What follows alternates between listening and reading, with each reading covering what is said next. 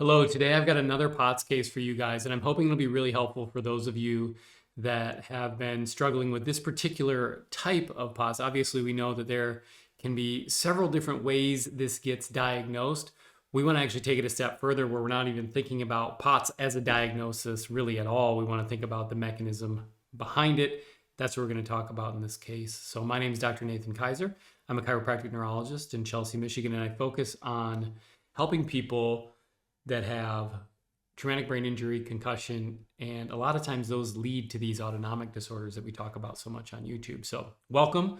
I hope this case is helpful, mostly because I want you to be able to see that there are divergent ways of thinking about how to solve these problems that aren't kind of fly by night. It's just simple thinking about mechanisms and thinking about how do we make them stronger so that we can rebuild our tolerance levels, rebuild resilience in a way that makes sense. So that's what we're going to look at in this case, and I hope it's useful for you. So kind of a little bit of housekeeping. The way I'll go through it is we'll talk about some of the backstory for this person. We'll talk about the things we observed in the clinic. We'll talk about how those observations kind of translate through a thought process of how to then attack this particular problem. We'll talk about the things we did, and then we'll talk about some outcomes. Now, some of you may wonder, like, why aren't we showing this one kind of like ad hoc as it's going? And we actually think about this a lot because we have a lot of people that are interested in sharing their cases that want to talk about them, but we're hesitant to do it at this point, just because we want to keep people safe and protect their identity. A lot of the people that we work with are young, and we don't want to put them in a position where we're putting things out into the world that may affect them later on in their lives. Now, later on in the progression of YouTube, we may find better ways to share that. But for now, that's the way I feel the most comfortable with. It allows me to be able to share their stories, to give you someone to think about in a way that still kind of respects that boundary a little bit. So this is a 21-year-old college student, male. Chief complaint is a diagnosis of POTS given by a cardiologist. And so by the time we saw him, symptoms have been going on for a while, since about a year. So kind of like summer 2023 to summer 2024, without kind of giving you hard dates. This is a bummer of a case because he's just the sweetest kid you can imagine. He's an athlete in college. He's a high performing kid, and then kind of gets worked down or whittled down to the point where he's not able to even continue with school. Not able to play sports, not able to exercise. And those of you that exercise and are used to playing sport, they get that taken away, and to not be able to do it just is super, super tough on morale, right? So that's kind of where we stand at this point. Parents are wonderful. They've done everything to be supportive. Just like a super awesome group of people that you couldn't hope anything better for, but really, really struggling at this time. And, you got a kid who's 21, goes from being able to do anything in the world, right, to can't even drive, can't even take himself to the grocery store, can't even go in the grocery store if someone takes him to it, right? You guys all have heard this story a million times. He is one of them. You're kind of given a broad timeline here, and I think it's still useful. So going back to 21, broken arm, had a little boxing match, and then got a hole in the eardrum, COVID test positive, mono in 2022, head injury, didn't see a doctor, possible concussion in 2020, August 2022. And then we started to notice in October, November that year, the typo's there, it says 2023, but if you read on and as we talked about it, this is just like a typo. But one of the things that was kind of key that he noticed was, while driving, felt like he was going to pass out. And he noticed that it happened a few times kind of up until this period of time in July and August, which is kind of concerning. Like, obviously when you're driving, passing out is a huge risk. And a lot of people will have this sensation where they feel pre-syncopal, particularly by the trigger of driving. And that's really useful for us to think about as different consequences of how it started. That's about the time, July, August of 23, started to notice symptoms were really starting to be a drag on him. It felt like passing out, a lot of chest pain, palpitations, feeling dizzy, off balance, short of breath, especially when working out. And then October, symptoms were getting worse, had to go to the ER. Saw a cardiologist, had an echo, stress test, Holter monitor, no findings, which is great. I don't particularly like to see problems in the structure of the heart. We like that it's working well, but he also noted that he remembered that when they were waiting for him, they kind of held him for a little while because heart rate was so high. They wanted to see it come down. November, symptoms are still getting worse. He's lost weight, 10 to 15 pounds. Heart rate's going up when he's standing. He's starting to notice the blood is pooling. And when he says that, and you kind of dig into it, he's noticing it in two ways. He's noticing the color change in his skin, particularly in the feet and hands. And he's also noticing, like, we're getting like red mottling and some cyanosis, some purpling. And then also he's noticing like he feels swollen in his hands and in his feet. And I think most people that have felt this before or that may be watching this video would kind of know what that feels like, when you almost feel like the blood's kind of getting just drained to your fingers and to your feet. So he hadn't had a true workout since August, and then he decided at that point he just stopped trying to work out at all because the symptoms were so bad. And I think this is a really key point to highlight, because when you look at a traditional POTS diagnosis, which we've got our own things to say about, and then we look at treatments, like the main treatment is to look at cardiovascular and some resistance exercise as the main modality of therapeutics. And then that's supplemented with medication, right? This is the experience that I have, is that a lot of people, when they come in, it is not as though they were deconditioned, got POTS and then conditioning is what helps. Most of them are normal, active, youngish people that deteriorate, whether it's quickly or over time, to the point where they can't be active anymore. And then they start to get deconditioned. But the point is, the onset was not as though they just stopped moving and then got deconditioned and then that's how they got here. The symptoms get bad enough where it prevents you from moving in the first place. And that's really important, because it means we have to use a little more nuance in our thought about how do we rehab people back. If it was just a matter of physical conditioning and is your cardiovascular system up to snuff, people like this wouldn't get POTS in the first place. You understand? So that to me is really important. And it's something that kind of grinds me a little bit sometimes, because it's just not a nuanced way of thinking about it. And it seems flippant to just tell people who have been slogging to get through the day to be like, what you should do is just work out harder. And here's a way to do it laying down. And there's a place for it and it has a utility, but I think it's just so basic that it doesn't really serve people the way that we can serve them if we think about it with a little more nuance. Anyway, so December rolls around, new cardiologist, symptoms are getting worse still.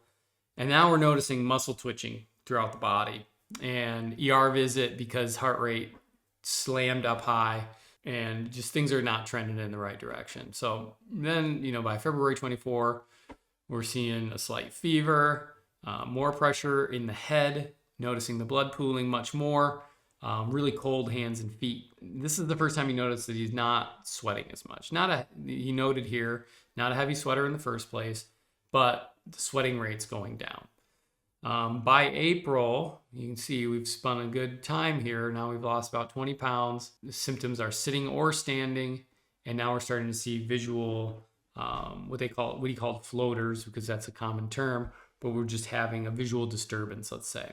Okay. So you can see here over the course of this year, you can see things steadily deteriorating. At this point, I don't think it says it all in this little thing here, but by this point, multiple specialists, a couple ER visits, cardiologist, neurologist, rheumatologist, psychiatrist, and no real way to move the needle. So this is where we come in. So we do my exam, and our team notices a couple things that are kind of key important. I won't go through all of it, but I'm going to go through kind of the simple kind of main storyline here, which is that when we get to measuring the peripheral nerves, the nerves that go through the body, one of the things we pick up is that the sensory nerves are kind of divided into two parts. We've got large diameter ones and small diameter ones. And the large diameter ones are a little more robust. They've got some myelin around them. They transmit vibration, position of your joints,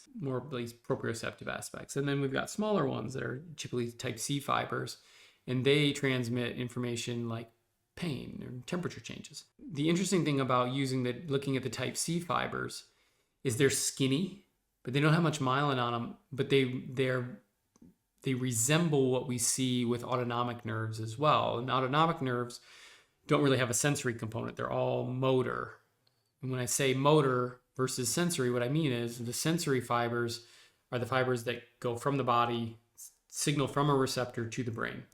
And then the motor fibers are the ones that go from the brain and then go out to do something, to have an action in the body. The difference here is when we look at the sensory fibers, they're the same size, same amount of myelination as the autonomic fibers, which are motor, which is really helpful because in this case, what we saw was this patchy distribution that was pretty global throughout his whole body, where couldn't really sense pinpricks. Like we use a pinwheel or we'll use little pins, and we should be able to feel them really easily. But in his case, no. And same thing with temperature. When we look at the temperature relationships between being able to feel his body, we particularly noticed that in the lower extremities, in the legs, temperature sensation was really poor.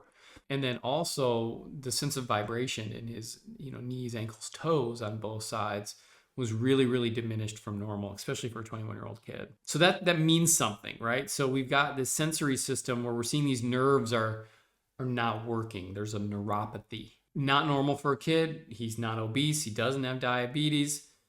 We can see some history of some different types of infections which can cause neuropathies. And then we're seeing, in addition to that, we have him lay down. We can see a pretty significant, like a profound amount of venous pooling in his head when he lays down. What I mean by that is when you lay down, evens out the supply of blood. So like your heart's not having to work as hard to pump it to your head. It shouldn't have to work that hard to return it back to your heart. Now, it's not as easy as returning it back when you're upright and it just drains back down to your heart. But it also shouldn't cause any major changes to the veins. And what we saw were these big expansions of the veins in his head. So he's laying down and we see these big arteries start to form in his head, around his ears, and we see the jugular pulses start to become really bounding. And that's really helpful because it teaches us a little bit about, why are those veins pooling so much with a gravity dependence? It's like when he's standing up, we're getting a lot of that drainage into his legs and his hands. When he lays down, we're getting into his head. Normally, these vessels are tightly controlled so that the pressure is really nicely monitored. It keeps it laminar and smooth and going to the right places. And what we're seeing here is just this big pooling sensation that's happening. So that's really helpful. We also noticed, so I'm gonna we'll put that in a box for a second. We also noticed that he's having just putting hands overhead. We get a white hand sign where we see this major loss of color in the hands, and it takes a while to return. Kind of when we bring them back down, he loses his pulses. And then doing a 5th digit test. So I can't do it very well here. We have people stick it out and we're kind of testing the strength of the 5th digit in abduction. And we see this weak bilaterally. So we know there's also a component of compression that's happening in that subclavian system regarding TIA. So that's a thing there as well. We also notice that red saturation, when we have him check the color, the amount of red that he sees left and right between his eyes is different. And that's really helpful as well. So putting that all together, it kind of gives us this constellation of how do we want to start to approach this? So when we're thinking about the venous pooling, when we're thinking about the neuropathic component, our focus kind of turns to, we need to resolve this neuropathy because we're getting pulse rate changes that are compensating for the fact that we had this problem with the peripheral nerves that's causing the pooling. When we're thinking about the neuropathy, we want to think about in terms of sensory and motor outputs. We get concerned because when sensory signals get lost, the ability for the brain to coordinate the segmental output of the autonomic motor fibers will diminish. And what does that mean? It means that when we lose our sensory capacity in an area, lose the sensory capacity in my hand, my ability to then shunt blood or control blood to that area is going to have less resolution. It's going to be less precise. And that's what we see in cases like this, and that's why it's important. So what we're looking at is saying, how do we increase that sensory barrage so that we can have better motor control of the autonomic fibers that would serve that tissue and allow us to control the arteries that are underneath that. Okay, so it's kind of like maybe slightly complex if you're new to it. If you're a physician, you probably get where I'm going with this. So what we used a couple tools that are really helpful. So we combine the use of a technology that we've kind of taken on in the last year that's called a Neuro 20 system. And it's effectively, I'm going to kind of make it sound simpler than it is, but it's effectively like if you imagine a wetsuit, but it has electronic stimulus pads throughout that wetsuit that allow us to be able to stimulate different patterns within the body. It stimulates the muscles in the skin so that we can stimulate the nerves that are underneath it. And we chose to use that while also doing some active therapeutic work to be able to stimulate those nerves. We also used a peripheral nerve stimulator as well. We could do it kind of in a general segmental bias, but then also along each individual nerve themselves. So we did a lot with nerve stimulation, and we started off doing it laying down where he had the best cerebral perfusion, and we worked him toward sitting up, which was the right way to do it. We also noted that on the tilt test, his EtCO2 values, his carbon dioxide levels were lower than they should have been, which is going to cause a vasoconstriction as well in the brain. So we see these kind of autoregulatory errors that were occurring. Well, vasoreactive errors in that sense, and then autoregulatory errors in terms of the arterial control. So we did that pretty like doggedly, like very intensely over the course of days. And we worked that really super hard. And what we found was that he started to be able to get a reemergent. Well, he didn't start. He remerged the sensitivity to pinwheel, got those sensations back. Sensation of vibration comes back. Sensation of temperature returned, all in the lower extremities, in the hands. It was really, really good. We also noticed that we started to see color changes. We didn't have like the purple feet up to the shins anymore. And we were starting to actually see him turn color. It looked alive. It wasn't, like gray like a ghost. And keeping him in that tight range of being able to control the stimulation through the peripheral nerves, being able to add in some supine light exercise that helps him to be able to grade the vasoreactive response. So basically we're training it so that his arterial system gets better at being able to calibrate for the amount of CO2 in the blood. So keeping him in a tight range of just nice, easy exercise where he's monitoring it, watching the CO2 levels while he's working, allowed us to be able to start to push him toward that exercise like we talked about earlier, rather than looking at heart rate as kind of the way to measure it. We did it with CO2 so that we would be able to stay in the range where the arterial system is going to keep working the right way. Within the time that he was here, we noticed that his parents noticed a huge uptick in mood and hopefulness, obviously, but also started taking on driving, which is the first time in many, many months that he started to even work on it. On we go. So we were able to kind of turn that into a home exercise program. And after a couple of months, we got a 2-month check-in just a little while ago. And we got this 10 days ago. It says, hello, thanks so much for reaching out. Truly appreciate it. Been doing very well lately. Been keeping up with my exercises and had some major improvements throughout the summer. I was able to progress to doing upright biking as well as some lightweight training again, which is super huge for him. I'm also getting prepared to start fall semester in person and going to be coaching a team at the old baseball facility. So we went from like no school, no activity, no workouts to now we're like getting back into life, which to me is just like the whole thing. That's why we do all of it. So I'm super thrilled for him. It definitely has been a great summer and I feel much more capable doing daily activities again. He's still aware of some eye floaters. He gets a pulsing sensation in his back, and that's something we're working with him through right now, mainly at night. And then he's struggling to put the weight back on, which is expected. We got to build some muscle again. He notices that he's more sore than usual. Obviously, that's going to come with starting to work out again. He says, but I understand why. Other than that, I've been doing great and I've been enjoying life again. I look forward to continuing my journey back to being in great health, and I'm extremely appreciative of the help that you've given me. So we're super pleased with him, super proud of him. He does all the work. We're mostly just giving him a framework to work within. But I hope thinking about this in this way is a departure probably from maybe what you've experienced up to this point. So if you're feeling like you're stuck or you're not getting you're not getting the look that you feel like you should be getting in order to solve the problem, then maybe something like this might be helpful for you to understand. Like, going through the other videos, you'd see this too, that there are a lot of ways to think about this. The one we choose to focus on is how do we help the system heal and actually get stronger again in a normal format, so we're not supplementing it with medications and things like that. Not to say they're bad. Our bias is that the more we can do it in the way that it was kind of built to work in the first place, hopefully the better probability that becomes a lasting change over time. That's been our experience, and that's kind of what we're trying to share. So hope that helps. A big shout out to my team. We have a wonderful team at the clinic. They do a lot to really help me to be able to do this at the level we're doing it. And I hope that sharing this case with you and other ones that we've shared are useful. Please leave us a comment. If it's a good question or if it can be a hopeful comment that helps others, that we really appreciate those. So take care.